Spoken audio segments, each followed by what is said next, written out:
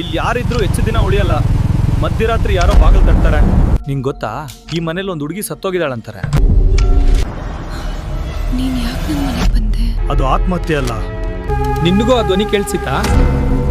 ಆ ದಿನದ ನಂತರ 12:03ಕ್ಕೆ ಯಾರೂ ಬಾಗಿಲು ತಟ್ಟಲಿಲ್ಲ.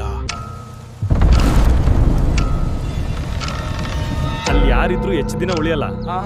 ಮಧ್ಯರಾತ್ರಿ ಯಾರೋ ಬಾಗಿಲು ತಟ್ತಾರೆ.